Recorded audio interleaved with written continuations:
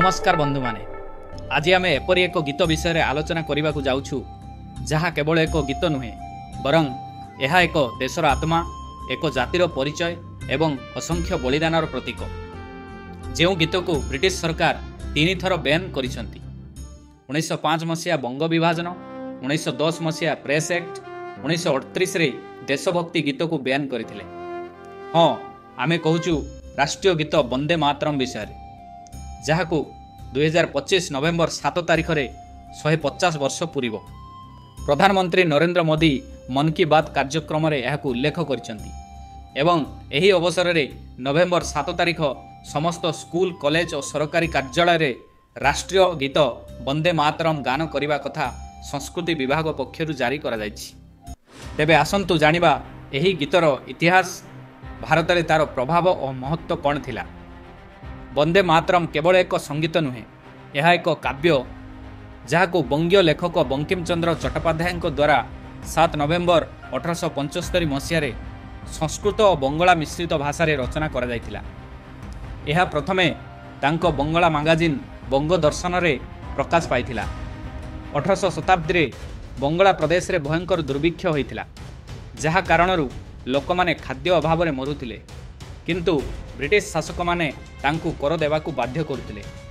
एही अन्याय देखि किछि सन्यासी और फकीर मिसी आरंभ करथिले सन्यासी विप्लव। सेमानक उद्देश्य थिला दुखित लोकंकु बंचाइबा और शोषण विरुद्ध रे लड़िबा। एही सन्यासी मानकर उत्साह और बलिदान देखि बंकिम चंद्र चट्टोपाध्याय लिखिथिले एक उपन्यास आनंद मठ।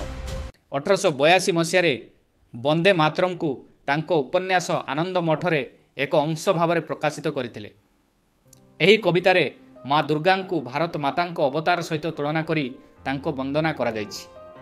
सेतेबेले एही गीत को गोपन भावे गान करा जाउथिला कारण ब्रिटिश शासन में देशभक्ति गीत गाइबा निषिद्ध थिला एवं ब्रिटिश सरकार तांको जातीय संगीत गॉड सेव द क्वीन को भारत में प्रोत्साहन देउथिले जहाँ को स्वाधीनता विप्लवी माने ग्रहण करि नथिले।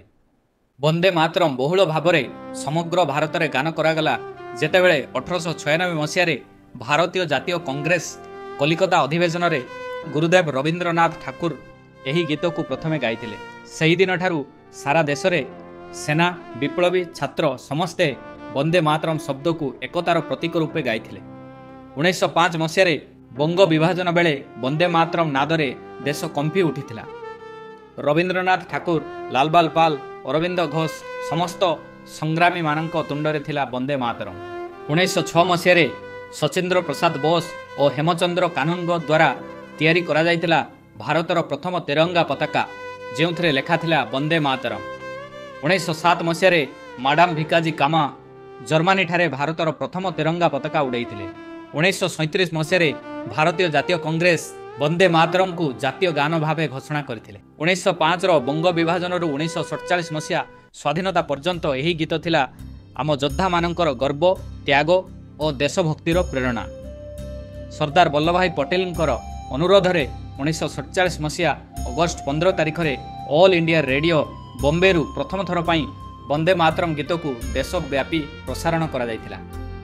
स्वाधीनता परे 1950 मसीहा जनवरी 24 तारिख में भारतीय संविधान सभा द्वारा वंदे मातरम समग्र 6टी छंद मध्यरु प्रथम 2टी छंद को भारतर जातीय गीत नेशनल सॉन्ग ऑफ इंडिया भाव में मान्यता मिलिला। भारतर प्रथम राष्ट्रपति डॉक्टर राजेंद्र प्रसाद कहिथिले भारतर स्वाधीनता संग्राम रे गुरुत्वपूर्ण भूमिका पालन करिथिबा वंदे मातरम गीत को जनगण मन सहित समान सम्मान दियाजिबो और एहार समान मान्यता रहिबो। लता मंगेशकर प्रथमे 1952 मसीह आनंद मठ चलचित्र रे वंदे मातरम गीत को गाइथिले और 1991 मसीह पुणी थरे लताजी तांकर अपडेटेड वर्सन गाइथिले। तांकर कोकिल सुमधुर स्वर रे एही गीत को अमर करिसेंती। वंदे मातरम केवल एक गीत नुहे यह हेउची आमर देशभक्तिर भावना आमर एकतार प्रतीक एवं आम मातृभूमि प्रति असीम प्रेमर प्रतिफलन। एही 150 वर्षर यात्रा आमको स्मरण कराई दिए जे किपरि एक गीत कोटि कोटि हृदय को एकाठी करी एक महान लक्ष्य पाई प्रेरणा दे पारे। भिडियोटी केमिति लागिला आपणक मतामत जणैबे और एमिति इनफॉर्मेटिव वीडियो पाई चैनल को सब्सक्राइब करिवे। वंदे मातरम। जय हिंद।